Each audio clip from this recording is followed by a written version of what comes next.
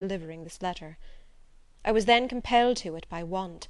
To make my appearance with some decency, I was necessitated myself to the melancholy task of changing my coloured clothes for a suit of mourning, and then I proceeded to seek my relation. I was informed he was not in town. In this desperate situation, the pride of my heart, which hitherto had not bowed to adversity, gave way, and I determined to entreat the assistance of my friend, whose offered services I had 1,000 times rejected. Yet, madam, so hard is it to root from the mind its favourite principles or prejudices, call them what you please, that I lingered another week ere I had the resolution to send away a letter, which I regarded as the death of my independence. At length, reduced to my last shilling, shunned insolently by the people of the house, and almost famished, I sealed this fatal letter, and with a heavy heart determined to take it to the post office. But Mr. Branghton and his sons suffered me not to pass through their shop with impunity. They insulted me grossly, and threatened me with imprisonment if I did not immediately satisfy their demands. Stung to the soul, I bid them have but a day's patience, and flung from them in a state of mind too terrible for description. My letter, which I now found would be received too late to save me from disgrace, I tore into 1,000 pieces, and scarce could I refrain from putting an instantaneous and unlicensed period to my existence. In this disorder of the senses, I formed the horrible plan of turning footpad, for which purpose I returned to my lodging, and collected whatever of my apparel I could part with, which I immediately sold, and with the produce purchased a brace of pistols, powder, and shot.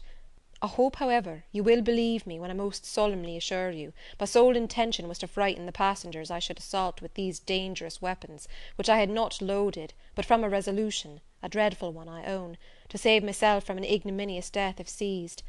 And indeed I thought, that if I could but procure money sufficient to pay Mr. Branghton, and make a journey to Scotland, I should soon be able to, by the public papers, to discover whom I had injured, and to make private retribution.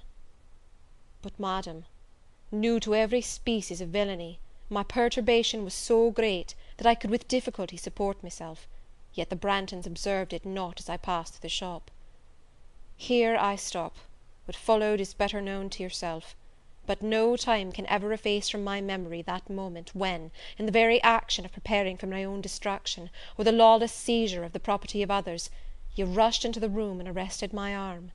It was indeed an awful moment. The hand of Providence seemed to intervene between me and eternity. I beheld you as an angel. I thought you dropped from the clouds. The earth, indeed, had never presented to my view a form so celestial. What wonder, then, that a spectacle so astonishing should, to a man disordered as I was, appear too beautiful to be human? And now, madam, that I have performed this painful task, the more grateful one remains of rewarding, as far as is in my power, your generous goodness, by assuring you it shall not be thrown away. You have awakened me to a sense of the false pride by which I have been actuated, a pride which, while it scorned assistance from a friend, scrupled not to come help from a stranger, though at the hazard of reducing that stranger to a situation as destitute as my own. Yet, oh, how violent was the struggle which tore my conflicting soul ere I could persuade myself to profit by the benevolence with which you were so evidently disposed to exert in my favour.